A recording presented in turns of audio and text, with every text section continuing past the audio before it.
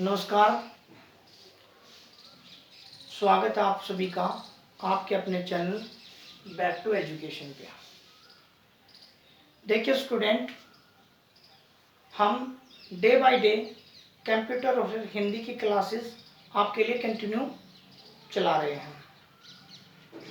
आपका भी अच्छा रिस्पॉन्स मिल रहा है, तो हम अपनी तरफ से अच्छा बेस्ट से बेस्ट आपको देने की कोशिश कर रहे हैं। ठीक है। कल हमने इससे जो पीछे जो क्लास की है वो कंप्यूटर की थी। आज हम हिंदी की क्लास करेंगे और हिंदी के अंदर आज हम पढ़ेंगे अलंकार। ठीक है, तो आज की क्लास हम स्टार्ट करते हैं।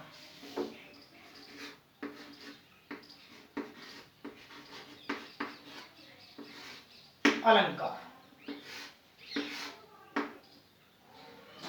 अलंकार अलंकार को इंग्लिश में हम ऑर्नामेंट्स कहते हैं।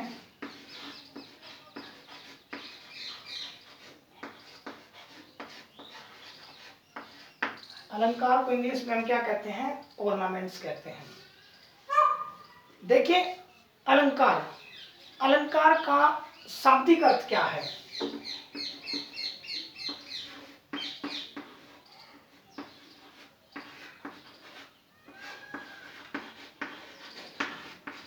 अलंकार का शाब्दिक अर्थ है गहने या आभूषण।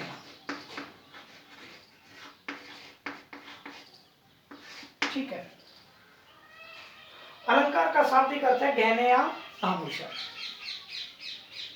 मैंने कहा कि हमें अलंकार की आवश्यकता क्यों हुई हिंदी के अंदर। देखिए, हिंदी के अंदर कविता,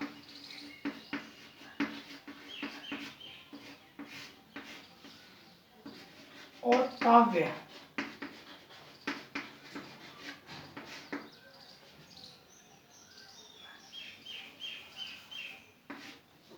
काव्य की शोभा बढ़ाने के लिए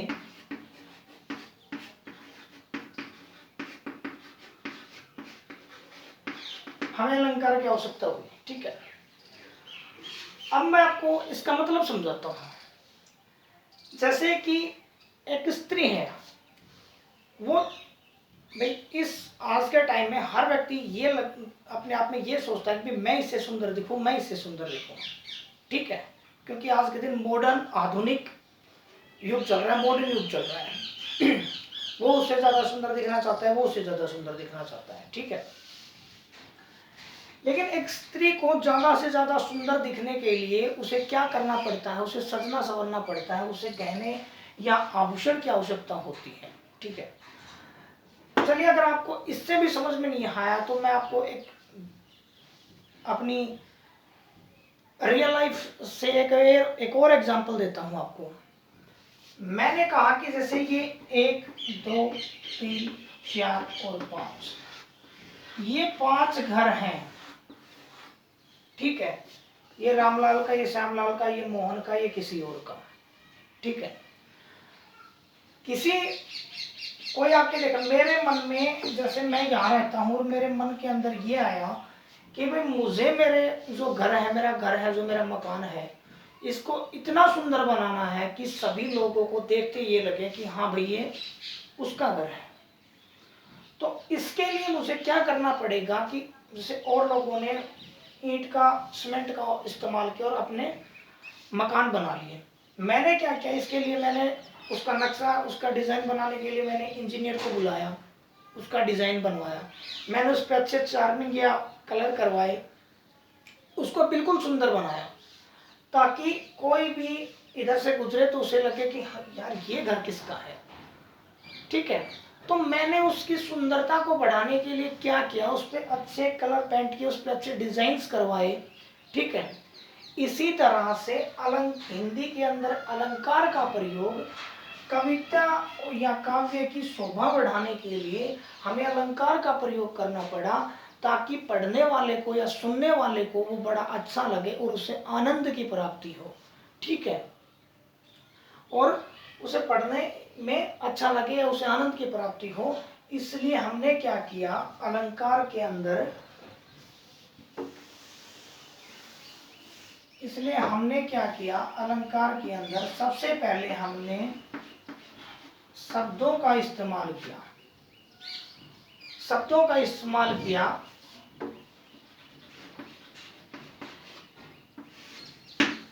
ठीक है। हमने क्या किया, शब्दों का इस्तेमाल किया। उन शब्दों के इस्तेमाल से हमने जो कविता या काव्य है उनकी शोभा बढ़ाई, ठीक। उसके बाद में अर्थालंकार।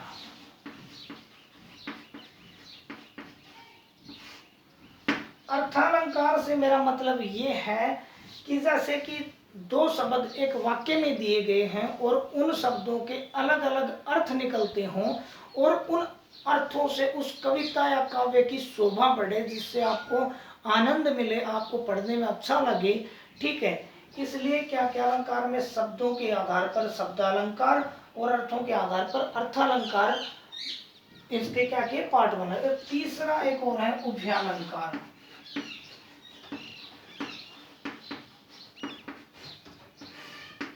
ठीक है। बट हम इन दोनों को पढ़ेंगे, उभयालंकार को नहीं पढ़ेंगे क्योंकि ये एग्जाम की दृष्टि से हमारे लिए इम्पोर्टेंट नहीं है, ठीक। देखिए स्टूडेंट, अब हम क्या करते हैं, इतना मतलब आपको समझ में आ गया होगा। और एक इसके जो जनक है अलंकार के, मैं यहाँ लिख देता हूँ, वो है आचार्य दांडी। आचार्य दांडी क्या है, अलंकार के जनक हैं, ठीक है।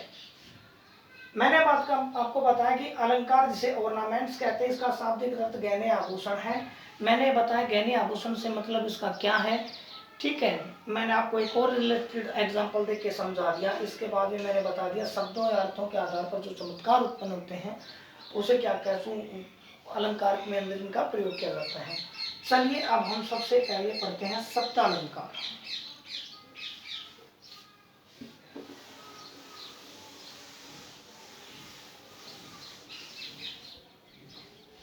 सबसे पहले हम क्या पढ़ते हैं, शब्दालंकार।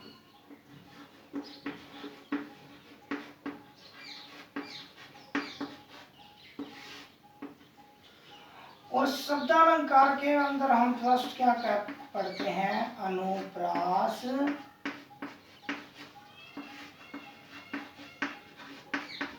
अलंकार।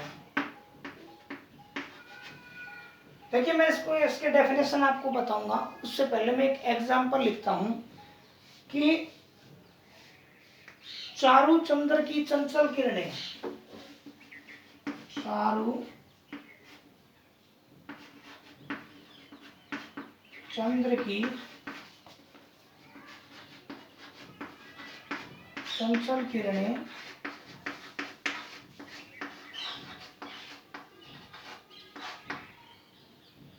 खेल रही थी जल नभ थल में। मैंने आपसे कहा कि भाई शब्दों और अर्थों के आधार पर हम क्या करते हैं, अलग कविता या काव्य की शोभा बढ़ाते हैं, ठीक है। देखिए अगर मैं इसको पढ़ रहा हूं कि चारों चंदन की चंचल किरणें खेल रही थी जल नभ थल में, आपको अच्छा लगा, आपने 10 बार पढ़ लिया। लेकिन अगर मैं इसको ये लिख देता, चारों नभ की थल किरणें, चारों नभ की थल किरणें खेल रही थी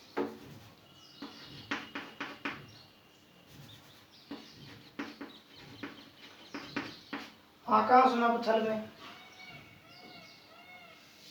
आपको अच्छा लगा? आप एक बार इसको आप देखोगे कि चारों थल की, अब यही एंड कर दोगे इसको कि यार क्या बकवास लिख रखा है, क्या है, क्या लैंग्वेज है, क्या हिंदी है ये, तो आप इसको पढ़ोगे नहीं, ठीक है। तो जो इसके अंदर क्या किया गया, इसको अगर मैंने ऐसे लिखा दोबारा से लिखता हूँ आपको कि चारों चंद्र की चंचल किरणें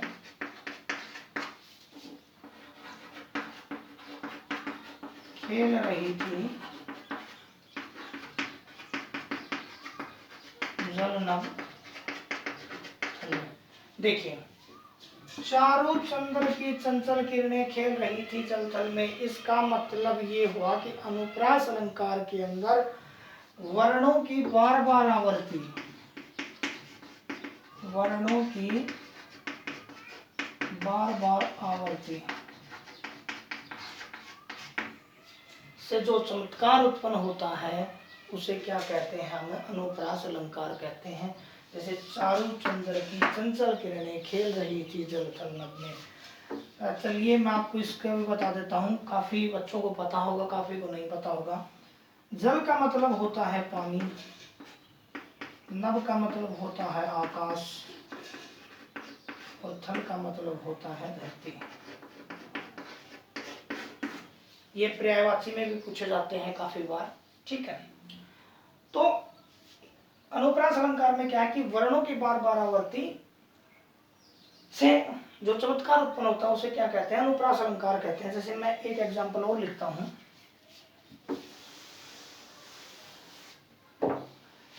एक एग्जांपल मैं आपके सामने और लिखता हूं कि चंदू के चाचा ने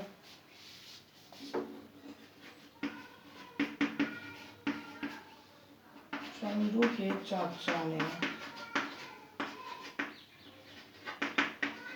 चंदू की चाची को, चंदू के चाचा ने चंदू की चाची को चांदनी रात में चांदनी चौक पर,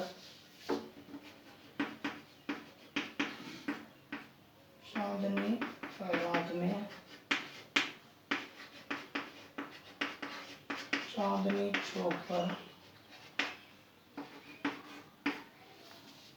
चांदनी चौक पर चांदी की चम्मच से चटनी चटाई, चांदी की चम्मच से चटनी चटाई। कि चंदू के चाचा ने चंदू की चाची को चांदनी रात में चांदनी चौक पर चांदी की चम्मच से चटनी चटाई। देखिए, इसमें च वर्ण की जो आवर्ती है वो हमें बार बार मिल रही है, इसलिए हमने कहा, मैंने पिछले एग्जाम्पल में बताया कि भाई च क्या है, वर्ण क्यों है, और एक वर्ण की बार बार रिपीटेशन से, बार बार आवर्ती से जब किसी काव्य की शोभा बढ़ती है तो उसे क्या कहते हैं, हम अनुप्रास अलंकार कहते हैं, ठीक है। तो ये फर्स्ट खत्म हो गया अनुप्रास अलंकार। अब इससे आगे दूसरा जो शब्द अलंकार है वो है हमारे पास सलेस। देखिए, ये सलेस अलंकार है, ये पढ़ने में थोड़ा अजीब लगता है आपको। सलेस, सलेस का मतलब होता है चिपका हुआ।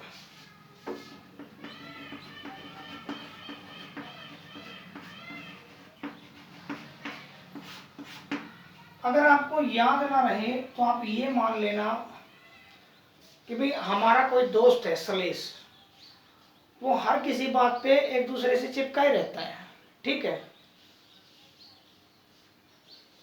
चिपका रहता है सलेस।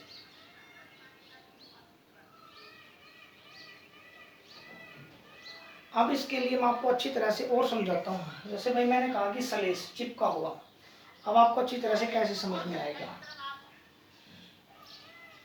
सलेस का मतलब ये है कि एक शब्द से अधिक चिपके हों, एक शब्द से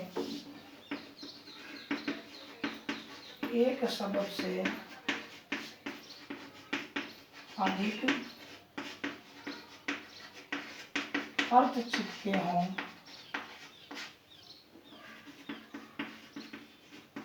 परंतु उनका प्रसंग अलग अलग हो, एक शब्द से अधिक अर्थ चिपके हो परंतु उनका प्रसंग अलग अलग हो। ये डेफिनेशन तो आपको बुक्स में भी मिल जाएगी, बट मैं आपको इसको रियल लाइफ एग्जांपल से समझाता हूँ। जैसे मैंने कहा कि एक राजमिस्त्री है, ठीक है। जैसे कोई आप ये लगा लो कि कोई ऐसा आदमी है, कुम्हार लगा लो, कुम्हार एक ऐसा है वो मटके भी बनाता है, ठीक है। आदमी एक है वो, जैसे वो मटके भी बनाता है, वो बड़ी बड़ी बिल्डिंग्स भी बनाता है, ठीक है। वो मोटर कार वगैरह भी सुधारता है, बिजली वगैरह का भी काम करता है, ठीक है। इसलिए मैंने कहा कि वो आदमी तो एक है परंतु उसके प्रसंग या उसके कार्य अलग अलग है। वो एक ही आदमी अलग अलग कार्य कर सकता है। इसका मतलब एक ही शब्द, मतलब सलेश का मतलब चिपका हुआ, एक ही शब्द होगा पर उस शब्द के अलग अलग प्रसंग होंगे, ठीक है। सलेश जो लड़का है, ठीक है, वो हर किसी से चिपका रहता है पर उसके प्रसंग कैसे हैं कि जैसे वो जिस आदमी के साथ जाता है ना, वो उसको उस प्रसंग में ही बातें करता है उसके साथ में, ठीक है। अगर किसी की बुराई करनी हो तो वो उसके साथ बुराई करेगा, उसमें भी माहिर है वो सलेश जो है। अगर किसी की अच्छाई करनी है तो वो उसमें भी माहिर है, वो उसमें भी, मतलब क्या है, वो उसमें ऐसे गुण है कि वो हर किसी से चिपक जाता है, ठीक है। सलेश ऐसे याद रखना, आपको याद रह जाएगा। एक सबसे अधिक अर्थ चिपके हों परंतु उनका प्रसंग अलग हो, ये भी मैं आपको बता दिया कि जैसे मैंने कहा है कि कुम्हार है वो मटके बनाता है, वो इलेक्ट्रॉनिक जो सामान है इनको भी रिपेयर करता है, वो बड़ी बड़ी बिल्डिंगें भी बनाता है। इसका मतलब ये हुआ कि एक ही व्यक्ति जो भिन्न भिन्न कार्य कर रहा है, ठीक है। जैसे कि आप कोई फिल्म इंडस्ट्रीज के कोई बॉलीवुड के कोई एक्टर लगा लो, वो कॉमेडी फिल्में भी करते हैं, वो स्टिंग की फिल्में भी करते हैं, ठीक है, विभिन्न एक्ट करते हैं वो, ठीक है, इमोशंस वाली फिल्में भी करते हैं। इसका मतलब क्या हुआ कि वो एक्टर जो है वो प्रसंग एक है लेकिन व्यक्ति तो वो एक है, लेकिन उसके प्रसंग क्या है, भिन्न भिन्न है, ठीक है। आप समझ में आया होगा। और अब इससे आगे इसके एग्जाम्पल लेते हैं।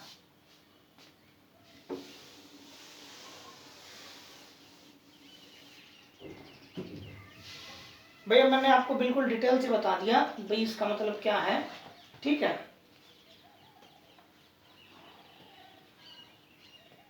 अब लिखिए कि रहीमन पानी राखिए बिन पानी सब सून।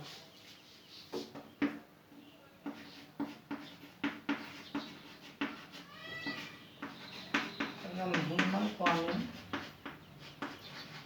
राखिए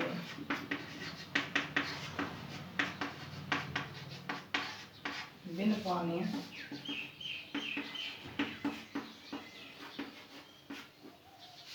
रहीमन पानी राखिए बिन पानी सब सून। पानी गए न उभरे मोती,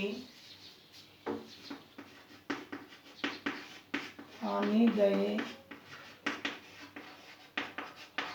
उभरे मोती,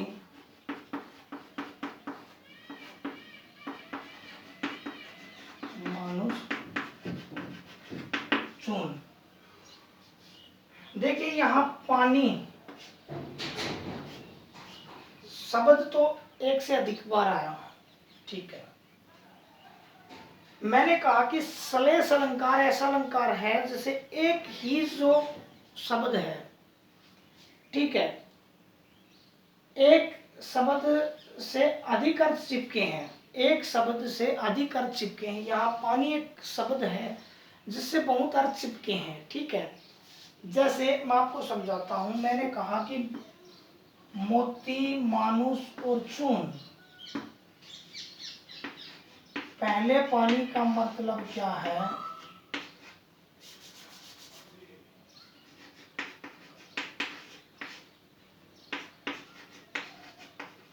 चमक। मोती, भाई मोती के अंदर क्या होता है, मोती के अंदर अपनी एक चमक ही तो होती है। अगर मोती अपनी चमक ही खो देगा तो मोती के पास क्या रहेगा, ठीक है। दूसरे पानी का अर्थ है जो मानुष के लिए प्रयोग हुआ है, उसका मतलब क्या है? उसका मतलब होता है इज्जत।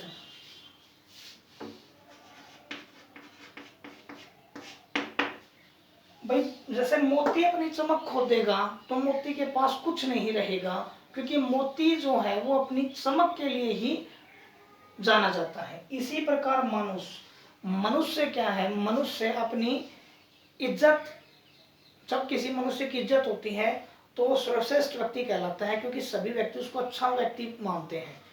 अगर तब किसी आदमी की इज्जत ही नहीं रहेगी तो उसका तो अस्तित्व खत्म हो जाएगा। इसलिए दूसरे पानी, जो पानी है मानुष के लिए, जो पानी है उसका मतलब है इज्जत।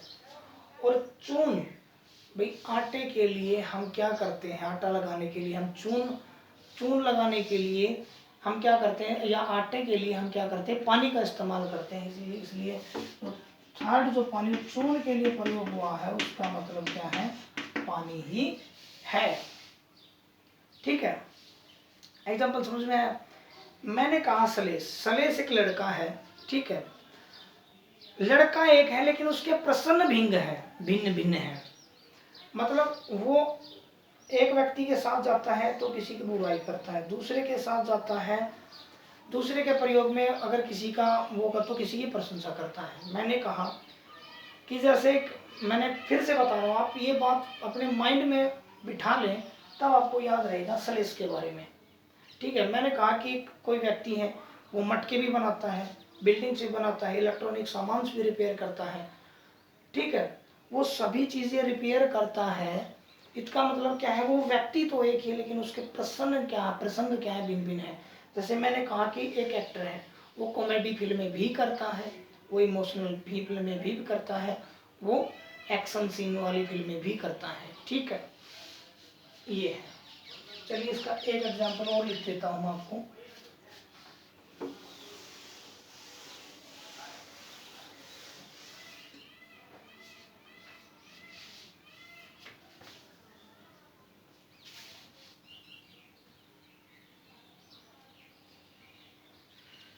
कि रहीमन जो गति दीप की,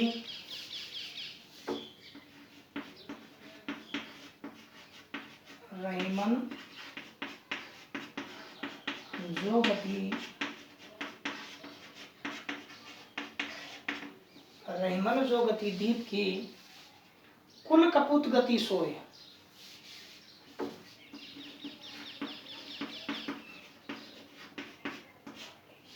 कुल कपूत गति सोए।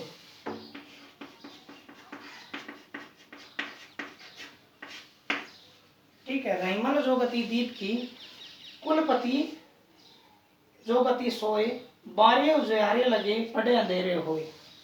बारे उजियारे, बारे उजियारे लगे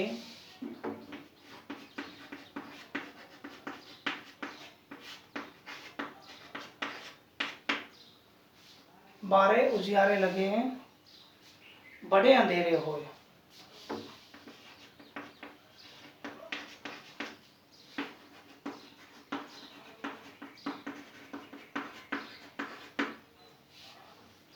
देखिए ये रहीम जी का एक दोहा, इसमें रहीम जी क्या कहते हैं? मैंने कहा इसमें वर्ड है गति। एक शब्द से विभिन्न अर्थ चिपके हों। इसमें कहा कि दीपक और जो कपूत होता है, कपूत जो भाई दीपक और कपूत, इन दोनों का चरित्र समान होता है। एक कपूत जो लड़का होता है और एक दीप होता है, उसका चरित्र समान रहता है। ठीक है, दोनों ही पहले तो क्या करते हैं? उजियारा करते हैं, पर बाद में ये अंधेरा करते हैं। क्योंकि भाई दीपक, तब हमने दीपक को जलाया तो उसके अंदर हमने जो घी डाला तब तक वो है, वो हमें उजियारा देगा। उसके बाद में वो क्या होगा? बंद हो जाएगा और हमें अंधेरा प्राप्त होगा। उसी तरह से है, जब कोई लड़का पैदा होता है तो घर वाले उसकी बहुत खुशी मनाते हैं, वे हमारे लड़का हुआ है। पर जब वो औलाद वो कपूत निकल जाता है, वो माँ बाप की इज्जत नहीं करता, ठीक है, वो हर कहीं परेशान रखता है माँ बाप को, ठीक है, तो वो क्या कहते हैं कि हमारे तो यहाँ कपूत पैदा होगा, इसका मतलब उनकी जिंदगी में क्या होगा, अंधेरा ही अंधेरा हो गया, ठीक है। तो इसका मतलब यह रहीमन जो गति दीप की कपूत गति सोए बारे उजियारे लगे बड़े अंधेरे हो, इसका मतलब ये हुआ, ठीक है, कि भाई दीपक और जो कपूत हैं वो दोनों एक ही चरित्र के हैं, ठीक है। जब वो दोनों एक ही चरित्र के हैं, दोनों पहले ही तो क्या करते हैं, उजियारा करते हैं, मगर बाद में क्या करते हैं, वो अंधेरा करते हैं, ठीक है। अब श्लेष अलंकार आपको अच्छी तरह से समझ में आ गया होगा। अब शब्द अलंकार का लास्ट अलंकार पढ़ते हैं हम, यमक अलंकार।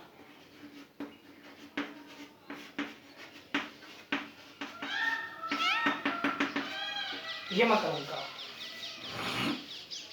ठीक है, क्या पढ़ते हैं हम, यमक अलंकार। एक शब्द एक से अधिक बार आए लेकिन भिन्न अर्थ हो, एक शब्द एक से अधिक बार आए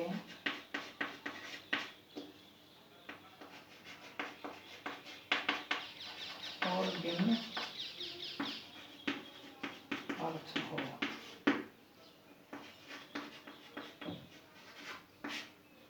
परंतु प्रसंग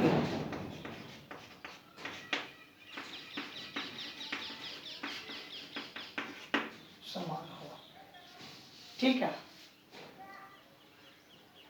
देखिए, मैंने आपसे श्लेष अलंकार के बारे में भी मैंने आपको बताया कि उस श्लेष का मतलब होता था भी चिपका हुआ, मतलब एक जो शब्द है उससे काफी और चिपके हुए थे, ठीक है, मतलब प्रसंग उसमें क्या था, भिन्न भिन्न थे, ठीक है। लेकिन इसमें क्या है, इसमें प्रसंग एक ही है, प्रसंग अलग अलग नहीं है, ठीक है। जैसे मैं आपको एग्जांपल देता हूँ, 3 बेर खाती थी वह 3 बेर खाती है,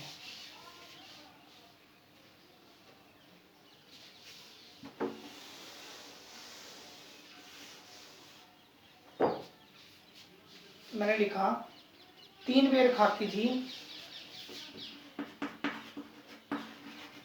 3 बेर खाती थी वह 3 बेर खाती है, वह 3 बेर खाती थी, वह 3 बेर खाती है, बेर और बेर, एक शब्द एक से अधिक बार आया लेकिन उसका जो प्रसंग है वो क्या है, एक है, ठीक है। इसका मतलब ये जो बेर है इसका मतलब है वक्त और इसका मतलब है फल, ठीक है। वह 3 बेर खाती थी, इसका मतलब क्या होता है, वह 3 बार वह दिन में 3 बार खाती है, ठीक है। वह 3 फल खाती और क्या करती है, 3 बार खाती है और क्या करती है, 3 फल खाती है, ठीक है। मतलब प्रसंग तो वह अकेली वह है, लेकिन वह क्या कर रही है, 3 बेर वे 3 वक्त वो खा रही है और 3 फल खा रही है, लेकिन प्रसंग इसमें कोई अलग कार्य नहीं कर रहा है, उसके लिए शब्द का मतलब चिपका थोड़ी हुआ है, ठीक है। जैसे मैंने आपको बताया था, यहाँ एक ही व्यक्ति कार्य कर रहा है, वहां व्यक्ति एक ही कार्य कर रहा था, जैसे भाई प्रसंग उसमें एक ही था श्लेष में, बट उसके अर्थ जो क्या थे वो भिन्न भिन्न थे, प्रसंग उसके भिन्न थे, इसमें प्रसंग क्या है, एक है, ठीक है। 3 बेर खाती थी वह 3 बेर खाती है, बेर बेर दोबारा वक्त और फल, बेर का मतलब होता है, एक बेर का मतलब होता है वक्त और दूसरे बेर का मतलब होता है फल, वह 3 वक्त खाना खाती थी और क्या खाती, उसमें ही 3 फल खाती थी, ठीक है। चलिए अब एक एग्जाम्पल और लेते हैं इसका, क्या मतलब, काली घटा का घमंड घटा, घटा घटा शब्द यहाँ 2 बार आया, काली घटा का घमंड घटा। एक घटा का मतलब है यहाँ बादल, और दूसरी घटा का मतलब है यहाँ कम हो जाना।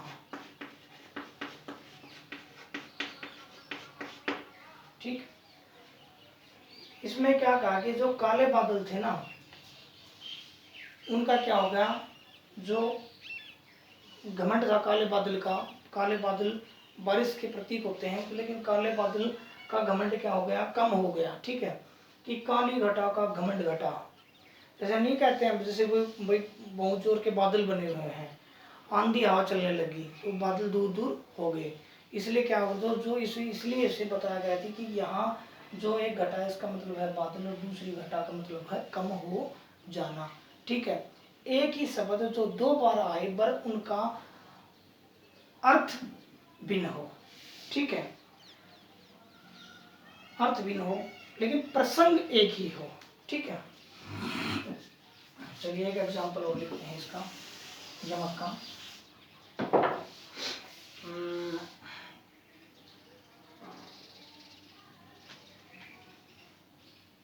सारंग ले सारंग उड़ो, अच्छा है ये, सारंग ले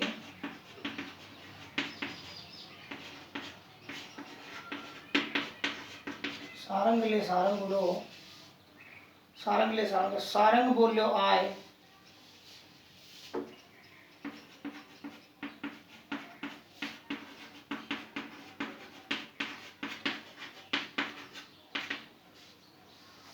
सारंग बोलियो आए, जो सारंग सारंग कहे,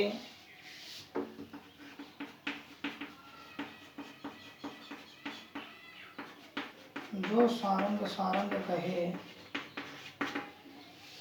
जो सारंग सारंग कहे, मुख को सारंग जाए,